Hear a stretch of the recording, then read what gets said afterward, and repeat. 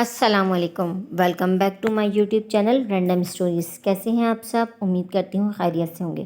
نئے آنے والے ویور سے گزارش کرتی ہوں کہ میرے چینل کو ضرور سبسکرائب کر لیجئے۔ بڑھتے ہیں اپنے ناول زندگی کے نگار خانے میں کی تیسری قسط کی جانب۔ اوکے ماما اوکے، آپ جیتی میں ہارا، لے جاؤں گا اسے بھی اگر تو وہ مان گئی۔ فی الحال آپ اچھی سی چائے پلوا دیں۔ شاذر کی موجودگی کے باعث اس نے انہیں بریک لگایا تو وہ کچھ مطمئن سی ہو کر چلی گئیں۔ اگر آنٹی چاہتی ہیں تو لے چلو اپنی کزن کو، یوں بھی ان کی خواہش کے مطابق تمہیں ایک دوسرے کو سمجھنے کا موقع ملے گا۔ ان کے جاتے ہی وہ بول پڑا۔ جانے کیوں ایک بے قراری سی محسوس ہو رہی تھی اسے، چاہ کے ساری بات کلیئر کر لے فوراً۔ لو، ماما نے تمہیں بھی شامل کر لیا اپنی کنونسنگ مہم میں۔ مامون قدرے چونکا اور پھر سوالیہ نظریں خود پر جمی دیکھ کر سیدھا ہو بیٹھا۔ یار یہ جو مائیں ہوتی ہیں نا، بس اپنے ذہن سے ہی سوچنے کی عادی ہوتی ہیں، خصوصاً بہو اگر بھانجی یا بھتیجی ہو تو دل سے خوش ہو جاتی ہیں۔ مزاق کے لیے مما نے سوچا ہے تو صرف اس لیے کہ پہلے وہ اس کی بہن مہتاب کو شمون بھائی کے لیے پسند کر چکی تھی، دونوں کی شادی کہیں اور ہو گئی تو اب ان کی نظر انتخاب مزاق پر آ رکی ہے۔ حالانکہ وہ جانتی بھی کہ وہ مجھ سے خاصی چھوٹی ہے، پھر ہمیشہ بہنوں کی طرح ناز اٹھوائے ہیں اس نے مجھ سے، اب ایک دم کیسے سب کچھ بھول جاؤں میں، جبکہ میرے دل میں بھی اس کے لیے ایسا کچھ نہیں۔ تم تو ملے ہو مزاق سے، کس قدر سادہ اور محبت کرنے والی ہے وہ، میں نے تو ہمیشہ ایک چھوٹی بچی کی طرح ہی ٹریٹ کیا اسے، پھر ممانی جان کی طبیعت نے بھی اسے ایسا ہی بنا دیا ہے، لاابالی اور بے پرواہ سا، جبکہ میرے نزدیک لائف پارٹنر کا تصور کچھ اور ہے، اسے میری طرح دنیا دیکھنے کا شوق ہونا چاہیے اور قدرے میچور بھی، وہ بہت سنجیدگی سے بتا رہا تھا۔ تو پھر ملی کوئی ایسی؟ شاذر نے آج پہلی بار اس موضوع پر بات کی تھی اس سے۔ کچھ سوچ کر سوال کیا تو مامون ایک لمحے کو تذبذب میں پڑ گیا، پھر کچھ سوچ کر بولا، ہاں ایک ملی تھی۔ لہجہ سرگوشیانہ تھا۔ شاذر نے بھویں سکیڑ لی۔ کہاں؟ سنگاپور میں، مسلم ہے اور بالکل میری طرح ایڈونچرز کی شائق بھی، جیوگرافی اور جرنلزم میں اس کی ہم پلہ مجھے آج تک کوئی لڑکی نظر نہیں آئی، مگر ایک مسئلہ ہے، اس کے والد اسے پاکستان بھیجنے پر راضی نہیں اور مما مجھے سنگاپور پورٹ کرنے کے حق میں نہیں، بس اسی لیے مزاج کا معاملہ اٹھایا گیا ہے۔ اوہ! شاذر نے چند ثانیے کچھ سوچنے میں صرف کیے اور پھر بولا، تو اب کیا ارادہ ہے؟ ارادہ اور وعدہ تو بس میں ایک بار کرتا ہوں اور دونوں کو توڑنے کی مجھے عادت نہیں۔ مامون مسکرا رہا تھا، آنکھوں میں یقین کی شمع روشن تھی اور دل سب کچھ ٹھیک ہو جائے گا کی صدائیں بلند کرتا ازحد مطمئن تھا۔ Okay then wish you good luck, اب میں چلوں گا۔ ایک سنجیدہ سی مسکراہٹ اس کے لبوں پر آئی تھی۔ وہ اٹھتے ہوئے بولا تو مامون سر ہلاتا اس کے پیچھے گیٹ تک آیا۔ اسی لمحے وہ لیلا کے یہاں سے واپس آئی تھی، ان دونوں کو گیٹ پہ دیکھ کر رک گئی۔ مامون کی طرف دیکھتے ہی خوش دلی سے بولی، السلام علیکم مون بھائی، کہاں جا رہے ہیں؟ کہیں نہیں، شاہ کو سی آف کر رہا تھا، اس نے بتایا۔ اوہ، تو پھر تو آپ کو اللہ حافظ ہی کہنا پڑے گا۔ شاذر کی طرف رخ پھیرتے ہوئے بڑے نارمل سے انداز میں کہا تھا اس نے۔ حسب سابق شاذر محض سر کے اشارے سے جواب دیتا باہر نکل گیا اور وہ لب بھینچ کر اندر کی جانب چل دی۔ پتہ نہیں یہ شخص کیوں ایسا ہے، مروت اور رواداری تو جیسے گھٹی میں ہی نہیں پڑی۔ سلگتی سوچ نے موڈ آف کر دیا تھا۔ اندر آ کر پھپھو نے کشمیر جانے کا مژدہ سنایا تو وہ اور چڑھ گئی، مگر جانے کیوں انکار نہ کر سکی۔ کہا تو صرف یہ کہ ممی ڈیڈی سے تو پوچھا نہیں ہے، تم فکر مت کرو اس کی، بھائی جان کو میں نے فون کر دیا ہے، رہ گئی بھابھی بیگم کی بات تو ان کو تمہارے ڈیڈی خود ہی سمجھا لیں گے، وہ کہہ رہی تھی۔ انداز ایسا تھا کہ انکار کی کوئی گنجائش نہیں تھی۔ اسے معلوم تھا کہ پھپھو اسے مامون کے ہمراہ کیوں بھیجنا چاہتی ہیں، اس لیے کچھ پریشان سی ہو گئی، مگر پھر دادو کی بات یاد آئی تو اطمینان ہو گیا کہ ان کے ہوتے ہوئے کوئی اسے زبردستی نہیں کر سکتا۔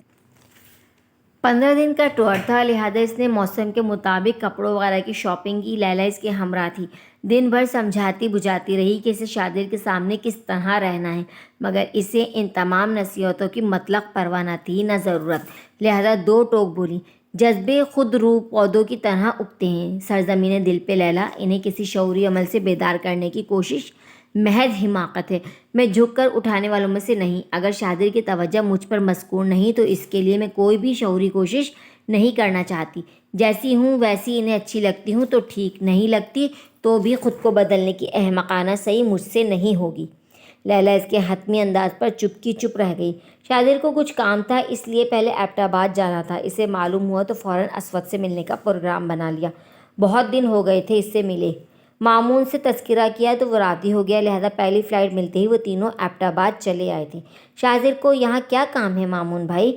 شام کو وہ ان دونوں کو ہوٹل چھوڑ کر گیا تو اس نے فوراً پوچھ لیا۔ معلوم نہیں، ہوگا کچھ۔ مامون کے اسٹائل سے لگ رہا تھا کہ وہ قصداً کچھ بتانے سے گریز آئے۔ اس کے تجسس میں یکدم اضافہ ہو گیا۔ ایک بات بتائیے، یہ آپ کے دوست کرتے کیا ہیں؟ سنا ہے کبھی حریت پسند رہے ہیں، کشمیر کی آزادی کے لیے لڑتے ہوئے زندگی گزاری، تو اب یہاں کیا کر رہے ہیں؟ کئی دن کے سوچے ہوئے سوال وہ پوچھ رہی تھی۔ مامون کچھ بے چینی سے ادھر ادھر دیکھنے لگا اور ٹالتے ہوئے بولا، موسم کافی سرد ہے، کیا خیال ہے؟ موسم سے زیادہ آپ کا انداز سرد ہے، میری بات کا جواب کیوں نہیں دیتے آپ؟ وہ تلملا گئی تھی۔ مامون نے بے بسی سے اس کی طرف دیکھا۔ اوفو بھائی، کیا کرو گی اس کے بارے میں جان کر؟ سیدھا سادہ سا بندہ ہے، ایسی ہی اس کی زندگی ہے۔ آج کل بزنس کر رہا ہے کراچی میں، اور بس۔ بزنس کرتے ہیں تو پھر خاصے ویل آف بھی ہوں گے، مگر یہ بات سمجھ میں نہیں آتی کہ آذر بھائی کا انٹرنیٹ کیوں استعمال کرتے ہیں؟ وہ بال کی کھال اتارنے بیٹھ گئی تھی۔ مامون کچھ جھلا گیا۔ تمہیں آخر اعتراض کس بات پر ہے؟ اس پر کہ وہ تمہارے گھر کیوں آتا ہے؟ بھویں سکیڑ کر قصداً ناراضگی کا تاثر دیتے ہوئے مامون نے اس سے دریافت کیا تو وہ ہنوز اسی موڈ میں سنجیدگی سے سر نفی میں ہلانے لگی۔ نہیں، یہ بات نہیں، بس پتہ نہیں کیوں مون بھائی مجھے آپ کا یہ دوست بہت پر اسرار سے لگتا ہے۔ پہلے تو کبھی ایسا محسوس نہیں ہوا تھا، البتہ جب سے ہم نے کشمیر جانے کا پروگرام بنایا ہے میں نے محسوس کیا ہے کہ شاذر اصل میں… او کم آن میزاب، تم یہ سراغ رسانی کے جراثیم کب سے پیدا ہو گئے؟ چھوڑو اس ٹاپک کو، آؤ ذرا لان میں واک کرتے ہیں۔ شاذر آ جائے گا تو ڈنر منگوائیں گے، یا اگر تم چاہو گے تو نیچے ہال میں چلیں گے۔ مامون بوریت کا تاثر دیتا ہوا اٹھ کھڑا ہوا تو وہ غصے سے سلگ کر رہ گئی۔ کبھی کبھی مامون اسے بالکل بچوں کی طرح ٹریٹ کرتا تھا، اس وقت بھی اس کا انداز ایسا ہی تھا۔ وہ سخت جھلا گئی مگر اٹھ کر اس کے پیچھے چل دی کہ اس کے سوا چارہ نہ تھا۔ شاہ کی واپسی خاصی تاخیر سے ہوئی۔ اسی دوران ایبٹ آباد کی طویل سڑکیں ناپتے ہوئے اس نے مامون سے بہت ساری باتیں کی، اسود کی باتیں، مہتاب آپی کی باتیں، لیلی اور واصف کی باتیں، ہاں مگر اپنے دل کی کوئی بات نہ کر سکی، جبکہ مامون نے اسے سنگاپور والی کے بارے میں بتا دیا تھا۔ مامون سے اس کی پسند کے بارے میں سن کر وہ از حد خوش ہوئی تھی، اتنی کہ مامون بالکل مطمئن ہو گیا، مگر اس کا دل اب تک شاذر میں ہی اٹکا ہوا تھا۔ مامون کے کہنے کے مطابق وہ واقعی شام ڈھلنے کے بعد ہی واپس آیا تھا۔ شام کے سائے بالشوں سے ناپے ہیں، چاند نے کتنی دیر لگا دی آنے میں۔ البتہ جس چیز نے اسے حیران کیا وہ تھی ویلز کی جیپ۔ یہ کہاں سے آئی؟ اس نے ڈائریکٹ شاذر سے پوچھ لیا۔ ایک شو روم سے ہائر کی ہے۔ مامون کے خاموش رہنے پر اسے ہی بولنا پڑا۔ ہم کیا اس میں جائیں گے؟ خوبصورت اور مضبوط جیپ کے ارد گرد پھر کر توصیفی نظروں سے اسے دیکھتے ہوئے اس نے بچکانہ جوش سے سوال کیا تو ان دونوں کے لبوں پر مسکراہٹ دوڑ گئی۔ تمہیں اچھی لگی؟ مامون نے پوچھا تو وہ کھلکھلا اٹھی۔ Of course. شاذر نے دیکھا اس کے دمکتے چہرے اور چمکتی آنکھوں میں جیسے بہت انتظار کے بعد مسکراہٹ اتری تھی۔ اس تبسم کا محرک کیا ہو سکتا تھا وہ قطعاً سوچنا نہیں چاہتا تھا۔ وہ دن تو یوں ہی گزر گیا، البتہ دوسرے دن وہ دونوں اسے اسود سے ملانے میس لے آئی تھی۔ راستے سے بکے خرید کر وہ وہاں پہنچی۔ اسود اسے اتفاق سے باہر ہی مل گیا تھا، یونیفارم میں جچ رہا تھا۔ ارے مزاب، تم یہاں کیسے؟ یہ سرپرائز اسے بہت اچھا لگا تھا۔ بس دیکھ لو، بکے تھما کر وہ مسکرائی۔ تم سے ملنے کا دل چاہا تو چلی آئی۔ کس کے ساتھ آئی ہو؟ اسود حیرت و تشویش سے پوچھ رہا تھا۔ اس نے گردن موڑ کر عقب میں اشارہ کیا۔ جیپ میں مامون اور شاذر بیٹھے اس طرف متوجہ تھے، فاصلہ زیادہ تھا، وہ پہچان نہ سکا۔ یہ حضرات کون ہیں؟ اس نے سنجیدگی سے پوچھا۔ مون بھائی ہیں اور ان کے ساتھ شاذر ہیں۔ فطری لاپرواہی سے مون کا نام لے کر جب وہ شاذر کا تعارف پر آئی تو لہجہ آپ دھیما پڑ گیا۔ اسود نے بغور اسے دیکھا اور پھر شرارت سے کھنکھانے لگا۔ خیریت؟ یہ شاذر کہتے ہوئے سر ایک دم ڈھیلے کیوں پڑ گئے؟ وہ شوقی سے کہہ رہا تھا۔ بکو مت، سب کو اپنے جیسا سمجھائے۔ اس کے ایک دھموکا جڑتے ہوئے بری طرح سے جھیپی تھی۔ اسود اس کے چہرے سے بہت کچھ پا گیا۔ یار ہم تو تمہارے دوست ہیں، ہمیں تو بتا دو۔ سرگوشیانہ لہجے میں وہ بہت شرارتی ہو رہا تھا۔ بتانے کے لیے کچھ بھی ہو تو اینی وے آؤ میں تمہیں مون بھائی سے ملواؤں۔ اسے ٹالتے ہوئے وہ اس کا ہاتھ کھینچتی ہوئی آگے بڑھی۔ شاذر نے اسے بغور دیکھا تھا۔ اس لمحے مامون اور شاذر دونوں اسود سے بہت اچھے طریقے سے ملے۔ اسود شاذر کے ڈراموں کی تعریف میں ایک مرتبہ پھر رطب اللسان ہونے لگا تو اس نے بعد النخواستہ اسے متوجہ کیا اور چڑھا کر بولی، ہم پھر آئیں گے اسود، جب تک تم ایک توصیفی مقالہ لکھ رکھنا، اوکے؟ ہم سے مراد تم اور شاطر، جواباً اس نے سرگوشی کی تو اپنی خفت مٹانے کو اسے مکہ جڑ بیٹھی۔ اچھا کہو اب کیا ارادے ہیں؟ میرے ساتھ چلو، تم تینوں کو ڈنر کھلاؤں گا زبردست سا۔ جی نہیں شکریہ، فی الحال تو ہم چلیں گے۔ اسے اپنا سارا پلان بتایا تو وہ شانے اچکا کر متاثر ہوتے ہوئے ہنس پڑا۔ اوکے پھر جائیں اور انجوائے کریں، اور ہاں ٹیک یور ٹائم، اگلی بار ملاقات پر بتانا کہ آخر وہ کون ہے کہ جس کی وجہ سے مسکراہٹ تمہارے لبوں سے جدا ہی نہیں ہو رہی۔ اسود نے ایک بار پھر سرگوشی کی تھی۔ پھر وہی بات، جیب کر اسے ایک بار پھر گھورا تو وہ اسود بھی ہنس دیا۔ اون اور شادر کو بھی اس نے ڈنر کی دعوت بسط اصرار دی، مگر دونوں نے معذرت کر لی اور پھر کبھی آنے کا وعدہ کر کے چلے آئے، کیونکہ انہیں دن ہی دن میں سفر شروع کرنا تھا۔ شاہزیر نے دیکھا اس کا چہرہ کھلا کھلا تھا۔ زندگی میں خوشی اور غم کے گراف ناپنے کی اس نے کبھی ضرورت محسوس نہیں کی تھی، بلکہ یوں کہنا بجا ہوگا کہ ایسا کرنے کی کبھی مہلت ہی نہیں ملی، مگر اس لمحے سے نہ جانے کیوں ایسا محسوس ہوا کہ مسرت کا کوئی بے پایا احساس تھا جس نے مزاج درانی کے پورے وجود کو اپنے حصار میں لے رکھا تھا۔ ایسا کیا کچھ کہہ دیا تھا اسود نے؟ آخر کیا کہا ہوگا؟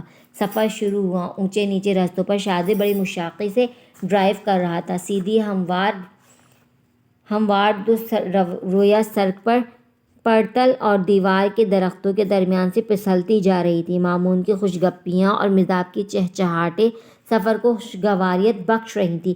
دھیرے دھیرے جیپ چڑھائی کی طرف چڑھنے لگی۔ درختوں کے دور یہ سلسلے نے انہیں ابھی تک ساتھ نہیں چھوڑا تھا۔ وہ ایبٹ آباد سے بہت دور نکل آئے تھے۔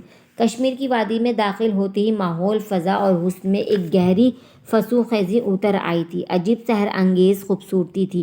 دور تک سبزے کے تختے بچھے تھے۔ مزاج ان دونوں سے قدرے لاتعلق سی ہو کر ارد گرد کے مناظر میں گم ہو چکی تھی۔ ہوا میں چنار کے درختوں کی خوشبو در آئی تھی۔ سڑک اب قدرے ناہموار ہو کر اوپر کی طرف اٹھنے لگی تھی۔ پیلی پیلی بے اثر دھوپ پہاڑوں کی آڑی تھرچی بلندیوں پر گر رہی تھی۔ سائے لمبے ہو کر ہمکتی ہوئی شام کے سرخی مائل سیاہیوں میں مدغم ہونے میں کوشاں تھے۔ شنگر فی شک کا روپ مدھم پڑنے لگا تھا۔ دور پہاڑوں پر بادلوں کا غبار سا پھیلا تھا۔ چیڑ، دیودار، پرتل اور چنار کے اونچے اونچے درخت اور ان کے پتوں سے سرگوشیاں کرتی ٹھنڈی مدھر ہوا، ماحول نے اسے اس قدر دیوانہ بنایا کہ وہ گرد و پیش سے یکسر بے نیاز ہو گئی۔ ڈھلتی شام کی دھوپ میں خشکی در آئی تھی۔ شاہزیر اور مامون غیر محسوس انداز میں دھیمے سروں میں محو گفتگو تھے۔ یکدم اس کا دھیان آگے بیٹھے شاہزیر کی طرف چلا گیا تو نظر بھی ادھر لوٹ آئی۔ اس کے مضبوط ہاتھ اسٹیئرنگ وہیل پر تھے۔ کافی کلر بالوں والا سر سامنے کی طرف تھا، تاہم وہ مامون پر گاہے بگاہے نظر ڈال لیتا تھا تو اس کے پیچھے بیٹھی مزاح بھی اس کی نگاہوں کی گرفت میں آ جاتی۔ کافی دیر سے وہ ارد گرد کے حسین مناظر دیکھنے میں محو تھی، مگر اب اس کی نظریں شاہزیر پر مرتکز تھیں۔ شاہزیر نے بلا ارادہ ایک نظر اس پر ڈالی تو وہ نگاہوں کے تصادم پر گڑبڑا سی گئی۔ کچھ دیر بعد شاہزیر نے جیپ روک لی۔ مامون کو بھوک نے ستا رکھا تھا۔ ان تینوں میں وہی لڑکی تھی، لہذا بنا کہے کھانا نکالنے لگی۔ ایبٹ آباد سے لیے ہوئے کباب اور روغنی پراٹھے کھاتے کولڈ ڈرنک سے گلا تر کرتے ہوئے اس نے ساری حساسیات جیسے بس ایک نکتے پر مسکور تھی، اور وہ تھا شاہزیر عالم، جو اس وقت اتنی طویل ڈرائیو کے باوجود فریش بیٹھا تھا۔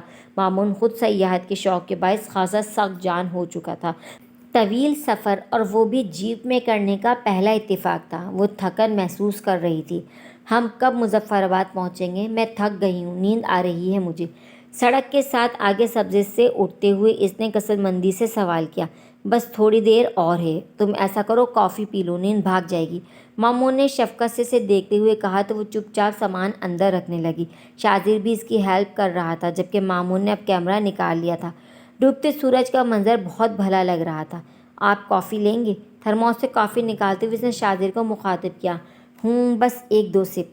زیادہ لے لیں، کافی تو کافی ساری ہے، وہ یوں ہی بے خیالی میں بولی تھی، اور جب نظر اٹھائی تو شاہزیر کے لبوں پر ہلکی سی مسکراہٹ تھی۔ وہ جھیپ سی گئی اور مگ اسے پکڑا دیا۔ سی گرین کرتے ٹراؤزر میں ملبوس بڑے سے دوپٹے کو کندھے پر ڈالے وہ بہت سادہ مگر دلکش لگ رہی تھی۔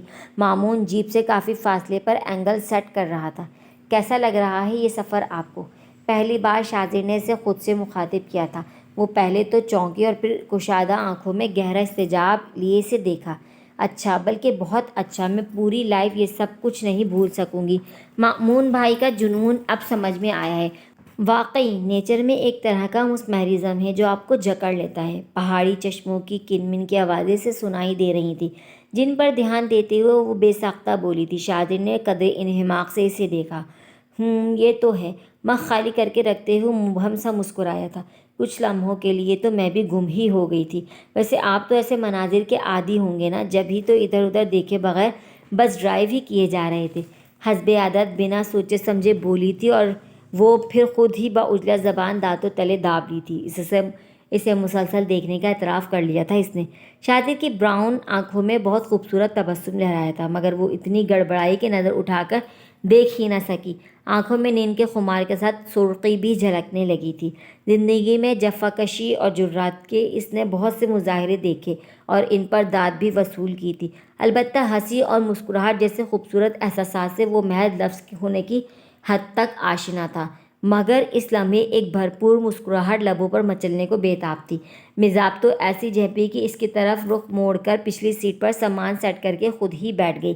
ذرا دیر بعد مامون بھی خوشی خوشی اپنا پسندیدہ ویو سلو لائٹ پر منتقل کر کے چلا آیا تھا۔ دکھائیے تو مون بھائی، کیا کیپچر کیا آپ نے؟ اس نے مغلوب کیفیت سے نکلنے کے لیے مامون کو مخاطب کیا تو وہ ڈسپلے پر تصویریں دکھانے لگا۔ واؤ، بہت خوبصورت اسنیپ لی ہیں آپ نے۔ وہ تیزی سے ایک کے بعد دوسری تصویر بڑی دلچسپی سے دیکھ رہی تھی کہ اچانک ایک خوبصورت لڑکی کی تصویر پر آ کر رک گئی۔ آئی سی، تو یہی ہے وہ شخصیت جس نے آپ جیسے جاز کو لنگر انداز ہونے پر مجبور کر دیا۔ شرارت سے مسکراتی وہ مامون سے بولی تو اس نے خوش دلی سے ہنستے ہوئے سر اسبات میں ہلایا۔ کیسی لگی تمہیں؟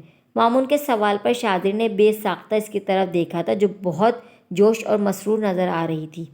بہت خوبصورت، سچ میں بہت زبردست لگیں گی آپ دونوں ایک ساتھ۔ وہ کیا کہتے ہیں نا، چاند سورج کی جوڑی، وہ محبت سے کہتے ہوئے کھلکھلا کر ہنس دی۔ تھینک یو، مگر ابھی تو ظالم سماج ہے ہمارے درمیان۔ مامون بھی ہنس پڑا تھا۔ ڈونٹ وری مون بھائی، میں ہوں نا، دیکھیں گا میرا ووٹ آپ کے ہی حق میں ہوگا۔ پھپھو کو منانے میں پورا ساتھ دوں گی۔ تھینک یو مائی سسٹر، انعام میں اپنا یہ کیمرہ تمہیں دے دوں گا۔ مون نے اپنا عزیز ترین کیمرے کی طرف اشارہ کرتے ہوئے فراق دلانہ پیشکش کی تو نفی میں سر ہلا گئی۔ جی نہیں، اتنے سستے میں نہیں چھوٹیں گے آپ تو، وقت پڑنے پر بتاؤں گی، پہلے سوچ تو لوں۔ وہ سادگی سے بولی تو مامون سمیت شادر بھی مسکرا دیا، جس نے اسے ایک بار پھر جھیپنے پر مجبور کر دیا۔ سفر ایک بار پھر شروع ہو گیا تھا۔ چند گھنٹوں بعد اب وہ رہائشی علاقے میں داخل ہو چکے تھے۔ کشمیر پہاڑوں کے دامن میں بسی خوبصورت وادی تھی۔ بل کھاتی سڑکیں، جا بجا بکھرے ہوئے چھوٹے چھوٹے مکانات، گہرا سبزہ، سب ہی کچھ دل موہ لینے والا تھا۔ اونچے اونچے پہاڑ، گہرائی میں بسی نشیبی علاقے، ڈھلانیں اور ڈھلوانوں کے ساتھ ساتھ بچھا سبزہ۔ ایک طرف پھلوں کے باغات تھے، سیبوں کی خوشبو آ رہی تھی۔ ہلکی خشک ہوا نے اسے نیند کی وادی میں اتار دیا اور وہ سو گئی۔ مامون نے پلٹ کر دیکھا تو اس پر موٹی کشمیری چادر ڈال دی سوئی ہوئی بے خبر سی بہت اچھی لگ رہی تھی۔ شادر کی نظر بلا ارادہ پچھلی سیٹ پر پڑی تو اس کی لونگ کی چمک اور سوئی ہوئی آنکھوں کو چھو آئی۔ مائی گاڈ، کتنا حسین گھر ہے۔ مظفر آباد پہنچ کر جب وہ جاگی تو شادر کا گھر آ چکا تھا۔ بے انتہا سبزے اور پھولوں سے گھرا یہ کاٹیج نما گھر انتہائی حسین تھا۔ مامون اور شادر سامان اٹھائے اندر چلے آئے تو وہ بھی ان کے ساتھ قدم بڑھا گئی۔ اندر صاف ستھرے بالترتیب 4-5 کمرے تھے۔ سفید براق کوروں والے دیوان بچھے تھے۔ ایک طرف چھت سے ٹنگا جھولا تھا۔ جھولا کیا تھا، سنگل بیڈ سائڈ دیوان جسے زنجیروں کی مدد سے ٹانگ دیا گیا تھا۔ جو خاتون سب سے پہلے ملی وہ شاہزر کی نانی تھی، انتہائی ضعیف خاتون۔ ان سے ملتے ہی رونے لگی تھی۔ بہت دھیمی آواز میں انہوں نے جانے کیا کہہ کر شادر کو اپنے نہی بازوں میں بھرنے کی کوشش کی تھی۔ شادر خود بہت آزردہ نظر آ رہا تھا۔ مامون اور وہ چپ چاپ ایک طرف بیٹھ گئے تھے۔ پھر گاہے بگاہے کمروں سے 2-3 اور خواتین برآمد ہوئیں۔ اف، کیا حسن ہے کشمیر کا! حزن و ملال کی مکمل تصویر تھیں وہ دونوں۔ ایک کی عمر تو شادر سے بھی زیادہ تھی، جبکہ دوسری شادر جتنی ہی ہوگی۔ وہ بس دور سے ملی۔ شادر سے اسے حیرت ہوئی، کیسی بہنیں! پھر ایک 7 سال کا بچہ جانے کہاں سے بھاگا چلا آیا اور آتے ہی شادر کی ٹانگوں سے لپٹ گیا۔ شاہ چاچا، بہت محبت سے پکارا تھا اس نے۔ شاہ چاچا کی جان! شاہ نے اسے گود میں اٹھا لیا۔ یہ جان عالم تھا۔ میرے لیے راکٹ لانچر لائے ہیں نا چاچا؟ میں دشمنوں کے کیمپ اجاڑ دوں گا، بچہ بے حد جوش اور امید سے پوچھ رہا تھا۔ مزاج کے تو جیسے 14 طبق روشن ہو گئے۔ اتنا سا بچہ اور یہ عزائم! لائیں گے بیٹا لائیں گے، پہلے آپ تھوڑے اور بڑے ہو جائیں۔ شاذر کی نرمی اور التفات نے جہاں اسے معبود کیا، وہیں خواتین کی آنکھوں سے رواں ہوتے اشک اسے آزردہ کرنے لگے۔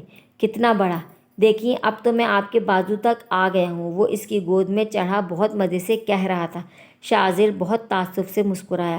بس مجھ سے تھوڑا اور اونچے ہو جاؤ گے جب، ٹھیک ہے؟ ابھی تو آپ کو پڑھنا ہے نا جانو، اپنی امی کا سہارا بننا ہے، وہ سمجھا رہا تھا۔ نہیں، مجھے مجاہد بننا ہے، دیکھیے میں نے ماؤزر چلانی بھی سیکھ لی ہے، اس نے ہاتھ میں پکڑے کھلونے کی طرف اشارہ کرتے ہوئے کہا تو شاذر نے اس کا ماتھا چوم لیا۔ ماحول یکدم بوجھل ہو گیا، آنسوؤں کی نمی جیسے فضا میں گھل گئی تھی۔ یکدم ان عورتوں میں سے ایک ان کی طرف متوجہ ہوئی۔ شاذر، تمہارے مہمان کب سے منتظر ہیں، ان کا تعارف تو کراؤ۔ کشمیری لہجہ اردو میں ڈھالا اچھا لگ رہا تھا۔ شاذر جیسے چونکا۔ یہ مامون ہے میرا دوست، اور یہ اس کی کزن ہے میزاب، اور مامون یہ میری نانی ہے، یہ بھابھی صادقہ ہیں، اس شریر بھتیجے کی والدہ، اور یہ پشمینہ ہے میری ماموزاد۔ اس نے یکے بعد دیگرے تعارف کا مرحلہ نمٹایا تو نانی کے بلانے پر وہ ان کے قریب چلی آئی۔ محبت سے اس کا ماتھا چومتے ہوئے وہ رو رہی تھی۔ وہ کچھ بے چین سی ہو گئی، شاذر کی طرف دیکھا۔ آپ کو دیکھ کر انہیں کوئی یاد آ گیا ہے شاید اس لیے۔ بہت شکستہ اور بجھا ہوا لہجہ تھا اس کا۔ میزاب کے سینے میں سانس اٹک گئی۔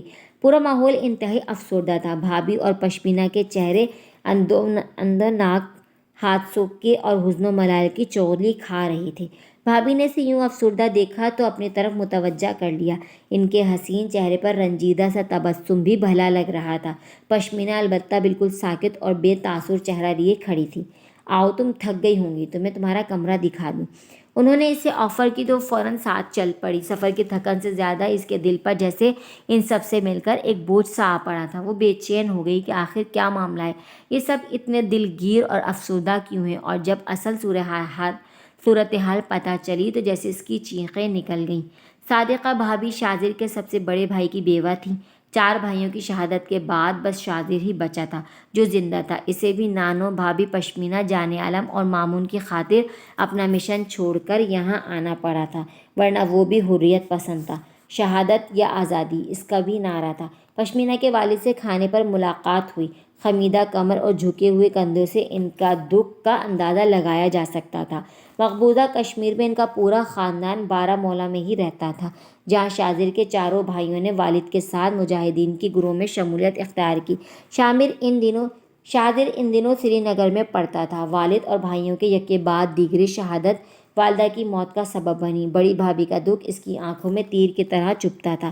پشمینہ جو کہ ماموں کے ساتھ ان کے پاس ہی رہتی تھی، ان کے منجلے بھائی کی منگ تھی۔ اسے بھارتی فوجیوں نے اپنی درندگی کا نشانہ بنانے کے لیے کئی ماہ اپنے قبضے میں رکھا تھا، جہاں سے اسے چھڑا تو لیا گیا مگر اب وہ قوت گویائی سے تقریباً محروم ہو چکی تھی۔ اس کے جسم پر جگہ جگہ سگریٹوں سے جلائی کے نشانوں کے علاوہ تیز دھار چاقو سے ضربے لگانے اور وحشت و بربریت کے بہت سے نشانات دیکھ کر وہ تو چیخ ہی اٹھی۔ او نو، یہ سب کیا ہے خدایا، یہ کیا ہے؟ صادقہ بھابھی کے سینے سے لگ کر وہ بری طرح رو پڑی تھی۔ پشمینہ کا ذرا سا بازو دوپٹے سے باہر کیا آیا، وہ گھٹ گھٹ کر سسکنے اٹھی۔ اتنا ظلم، اتنی بربریت!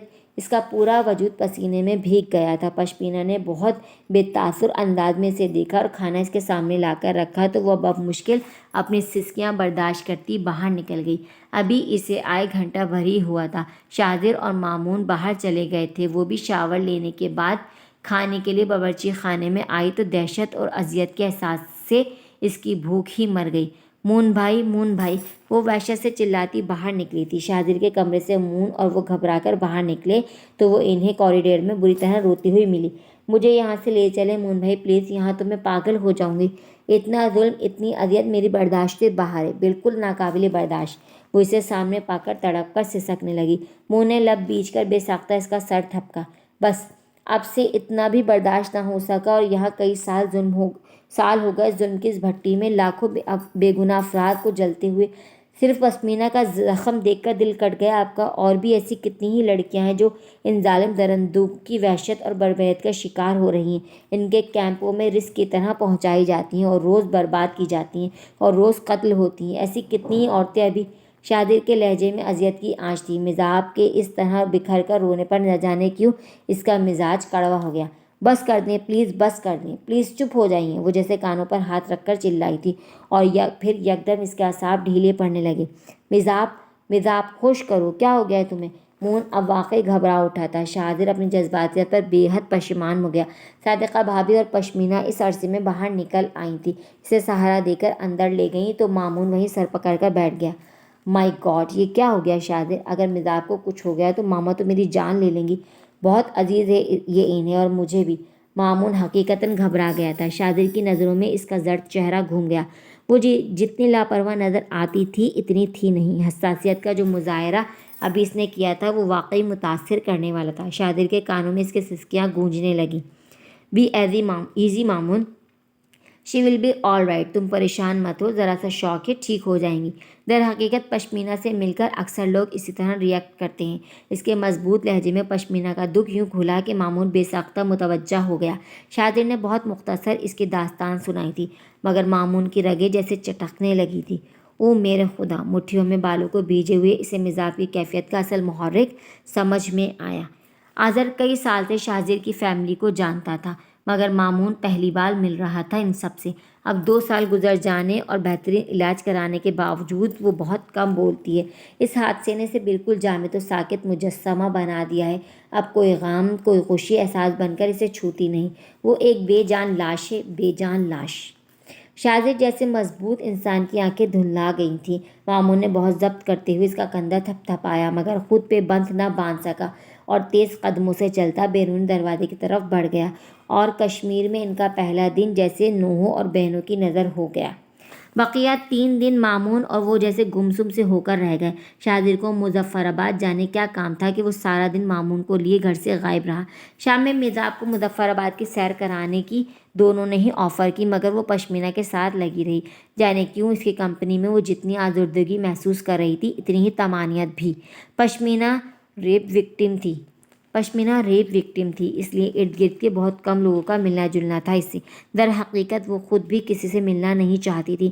مزاج کی بھی کسی بات کا اس نے کوئی جواب نہیں دیا تھا، گو کہ صادقہ مسلسل اس سے اکساتی رہتی، مگر وہ چپ کی بکل مار کر بیٹھ گئی تھی۔ جان عالم بھی آتے جاتے اپنی پھپھو پشمینہ کو اپنے ہتھیار دکھاتا رہتا، اپنے عزائم بتاتا رہتا، اور بس یہی ایک ایسا موضوع تھا جس پر اس کی جامد آنکھوں اور ساکت تاثرات میں کچھ تحریک پیدا ہوتی۔ وہ بے ساختہ جان عالم کو چوم لیتی۔ پھپھو، میں آپ کا بدلہ لوں گا، وعدہ ہے میرا، اور یہ ایک مجاہد کا وعدہ ہے۔ جان عالم کی معصوم آنکھوں میں عزم لہراتا تھا۔ مزاج بہت متاثر ہوئی تھی اس بچے سے۔ پشمینہ کا رد عمل بالکل فطری تھا۔ صادقہ بھابھی اور نانی کے طفیل اسے یہ بھی پتہ چلا کہ پچھلے 1 سال وہ کراچی میں زیر علاج رہی تھی، مگر جسمانی زخموں کے مندمل ہونے کے بعد اپنے گھر والوں کو دیکھ کر اس کی حالت قدرے بہتر ہوئی۔ پہلے دن تو وہ بالکل بھی نہ بولی، مگر دوسرے دن مزاج کی ادھر ادھر کی باتوں پر اس نے قدرے توجہ دی تھی، اور وہ یوں خوش ہوئی جیسے اس نے کسی جاں بلب مریض کو زندگی عطا کر دی ہو۔ پشمینہ قوت گورائی سے محروم نہیں تھی، بلکہ اس نے قصداً بات چیت ترک کر رکھی تھی۔ غالباً لاشعوری طور پر وہ خود پر بیتے ثانیے کی روایات سنانے سے خوف زدہ تھی۔ جو بھی اس سے ملتا ہمدردی تو کرتا، مگر کریت کتریت کر ایسے سوال بھی کیے جاتے کہ وہ اندر باہر سے ادھڑ کر رہ جاتی۔ مگر مزاج کی گفتگو میں ماضی کی کوئی جھلک نہیں ہوتی تھی۔ وہ آج کی بات کرتی یا پھر آنے والے کل کی۔ جان عالم سے بھی اس نے دوستی کر لی تھی۔ وہ تھا ہی اتنا پیارا بچہ کہ اسے پیار کرنے کو جی چاہتا۔ اف میرے اللہ، یہ لوگ بھی تو انسان ہیں، کتنے عظیم سانحوں سے گزرے ہیں، روحیں کانٹوں میں بھی گھسیٹی گئی ہیں، پھر بھی تیرا شکر ادا کرتے ہیں۔ ایک ہم ہیں۔ پشمینہ اور صادقہ بھابھی کو نمازیں ادا کرتے دیکھ کر بے اختیار احساس گناہ سے اس کے رخسار بھیگنے لگے۔ نانی بہت ضعیف تھیں، اس لیے بیٹھ کر اشارے سے نماز پڑھتی تھیں، مگر مجالے کوئی نماز قضا ہو جائے۔ اسے واقعی احساس ہو گیا تھا کہ شاہزر کے پتریلے چہرے پر یہ سختی اور سرد موری کہاں سے آئی ہے۔ لہجے کی تلخی اور تیکھے پن کی اصل وجہ اب سمجھ میں آئی تھی۔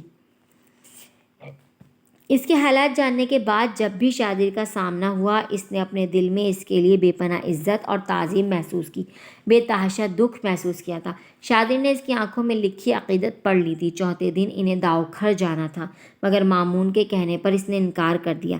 میں فی الحال پشمینہ کی کمپنی میں بہت اچھا محسوس کر رہی ہوں مون بھائی، آپ چاہیں تو گھوم آئیں، مگر میں تمہیں یہاں چھوڑ کر نہیں جا سکتا۔ یوں بھی کبھی نہ کبھی تو ہمیں جانا ہی ہے، مون نے سمجھایا۔ کیا ہم پشمینہ کو اپنے ساتھ نہیں لے جا سکتے مون بھائی؟ اس کے لہجے میں ہمدردی، محبت اور خواہش تھی۔ یہ وادی، یہاں کا ماحول اسے کچھ بھی بھلانے نہیں دے رہا۔ یہاں کی ہوائیں بھی بس وہی باتیں دہراتی رہتی ہیں جنہیں بھولنا اس کے لیے ازحد ضروری ہے۔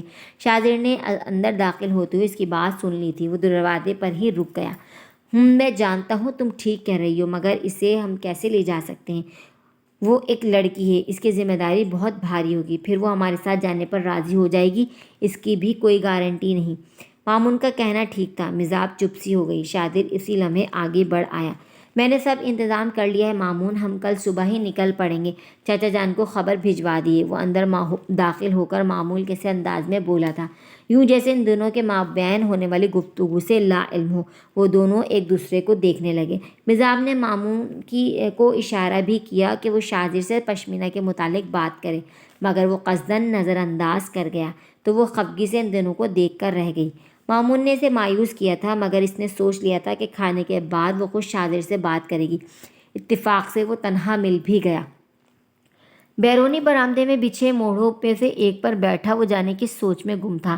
نظریں سامنے چھوٹی دیوار کے پاس اگے چنار کے درخت پر تھیں، جس کے پتے سرخ ہو کر جھڑ رہے تھے۔ مامون کو اندر جانے عالم کے ہتھیاروں کی مداح سرائی میں مشغول دیکھ کر وہ باہر نکل آئی۔ شادر خود میں گم تھا۔ وہ چپ چاپ اس کے سامنے والے موڑے پر آ بیٹھی تو شادر کی نظریں فطری طور پر چنار سے ہٹ کر اس پر آ رکیں۔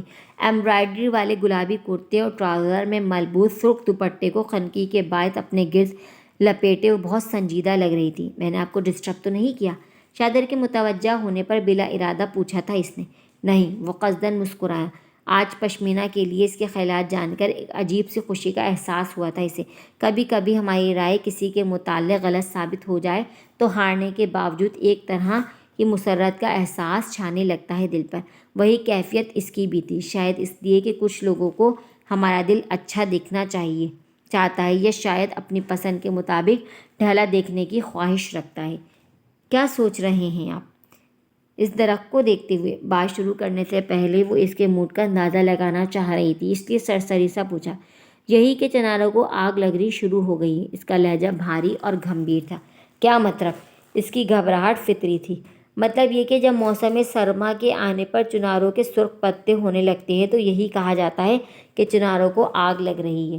اس نے پھیکی سی مسکراہٹ سمیت اس کی تشویش کا جواب دیا تو وہ گہری سانس بھر کر جیسے پرسکون ہو گئی اور بات کرنے کے لیے ہمت اور الفاظ جمع کرنے لگی۔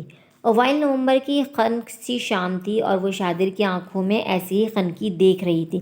آپ مجھ سے کچھ کہنے آئی ہیں؟ وہ چپ رہی تو شادر نے خود ہی اس کی مشکل آسان کر دی۔ جواباً اس نے بہت تشکر سے اسے دیکھا اور سر اسبات میں ہلا دیا۔ تو کہیے، میں سن رہا ہوں۔ اس کو اپنی سنجیدہ نظروں کی گرفت میں لے کر وہ بولا تھا، وہ دراصل میں آپ سے پشمینہ کے متعلق کچھ پوچھنا چاہ رہی تھی۔ شادر کا انداز ہی ایسا تھا کہ وہ سچ مچ گڑبڑا گئی۔ چہرے کا رنگ لباس کے ہم رنگ ہو چلا تھا۔ کیا پوچھنا چاہ رہی ہیں؟ پوچھیے۔ وہ اس کے سارے حوصلے پست کرنے والے لہجے میں بول رہا تھا۔ مزاح ہونٹ کاٹتے ہوئے اپنی بات کہنا چاہ رہی تھی مگر کہہ نہ سکی۔ جانے کہ وہ اسے ایسا لگا جیسے شادر جانتا ہے کہ اس کا مافی الضمیر کیا ہے، اس لیے اتنی سختی سے بات کر رہا ہے۔ اسے کچھ جانچتی ہوئی نظروں سے دیکھ کر وہ یکدم اٹھ کھڑی ہوئی۔ ارے کہاں چلیں؟ آپ تو کچھ کہنے آئی تھیں۔ وہ متعجب سا خود بھی اٹھتے ہوئے سوالیہ ہوا تو مزاح نے قدرے نفی میں سر ہلاتے ہوئے اسے مایوسی سے دیکھا۔ آپ نروس کرتے ہیں مجھے، میں آپ سے بات نہیں کر سکتی۔ بڑی وضاحت سے اپنی بے بسی اور اس کے حاوی ہونے کا اعتراف کیا تھا اس نے، اور پھر شادر کے لبوں پر بے ساختہ امٹنے والی تبسم کو دیکھے بغیر اندر کی طرف قدم بڑھا گئی۔ رات کو صادقہ بھابھی نے اس کی بات سنی تو محبت سے ان کی پلکیں بھیگ گئیں۔ تم نے محبت سے اتنا سوچا، یہی بہت ہے مزاح۔ پشمینہ پورے 1 سال اس ماحول سے دور رہ آئی ہے مگر اس سے کوئی فرق نہیں پڑتا۔ دکھ اگر دل کا حصہ بن جائے تو کبھی جان نہیں چھوڑتا۔ ماحول بدلا جا سکتا ہے، رہائش بدلی جا سکتی ہے مگر دل نہیں۔ جہاں وہ جائے گی اس کا دل اور دماغ بھی ساتھ جائے گا، جس نے اس حادثے کو پوری جزیات کے ساتھ اپنے اندر جذب کر لیا ہے۔ مگر دل و دماغ کو بہلایا تو جا سکتا ہے نا۔ مختلف لوگوں سے ملنے جلنے سے انہیں زندگی میں دلچسپی محسوس ہوگی بھابھی، اور اسے ملیں گی تو ان کے غم دیکھ کر اپنی تکلیف کا احساس کم ہونے لگے گا، اس نے زور دیا۔ مگر وہی لوگ جب سوالات کر کے ذات کے بقیے ادھیڑنے لگیں تو انسان آدم بیزار ہو جاتا ہے، منہ چھپانے لگتا ہے لوگوں سے، تم سمجھ رہی ہو نا؟ اسے قائل کرنے والے انداز میں وہ بولیں تو وہ چپ سی ہو گئی۔ بس تم یہ دعا کرو کہ جلد از جلد پشمینہ کی شادی ہو جائے، محبت کرنے والا شریک سفر ملے گا تو زندگی آپ اس کے اندر جی اٹھے گی۔ سامنے سوئی پشمینہ کو دیکھتے ہوئے بولی تو وہ بھیگی پلکوں سے مسکرا دی۔ دل بے اختیار اس کے لیے دعا گو ہو گیا۔ ایک اچھے شریک حیات کی دعا تو اس نے کبھی اپنے لیے بھی نہیں کی تھی، مگر پشمینہ کے لیے اس کی دل کی گہرائیوں سے دعا نکلی تھی۔ کاش ہم آذر بھائی کی شادی سے کر سکتے، مگر ممی، او نو، وہ تو قیامت اٹھا دیں گی۔ ممی کا خیال آتے اس کا دل بجھ گیا اور یکدم ان کی یاد حاوی ہونے لگی۔ پتہ نہیں وہ اس کے یہاں آنے کا سن کر کیا رد عمل دیں گی۔ انہی سوچوں میں گھری وہ سو گئی۔ صبح جلد آنکھ کھل گئی تھی۔ پشمینہ اور صادقہ بھابھی نے اس کا سامان پیک کر دیا تھا، ساتھ ہی کچھ تحائف بھی تھے جو کہ نانا کرنے کے باوجود اسے قبول کرنے پڑے۔ پشمینہ سے بچھڑتے وہ سخت افسردہ تھی۔ خنقی کے باعث وائٹ جینس پر بلیک لانگ پل اوور میں مضبوط کشمیری چادر اوڑھے، خمدار بالوں کی پونی بنائے وہ رنجیدہ ہونے کے باوجود بہت تر و تازہ لگ رہی تھی۔ مامون اور شاذر بھی صبح اچانک در آنے والی ان یک ہواؤں کے مقابلے میں ٹھیک طریقے سے تیار تھے۔ شاذر نے اسے متورم آنکھوں سے سب کو الوداع کہتے ہوئے دیکھا تو گہری سانس بھر کر آگے بڑھ گیا۔ وادی میں موسم سرما کی آمد کے آثار ہوا میں خوشبو کی مانند رچے ہوئے تھے۔ سفر شروع ہوا تو ایک بار پھر وہی مناظر سامنے تھے، البتہ اس بار ہریالی اور سبزہ نگاہوں کے لیے خیرہ کن تھا۔ پہاڑوں کی ڈھلانوں پر آگے باغات اور جنگلات قدرتی حسن کی بہترین مثال تھی۔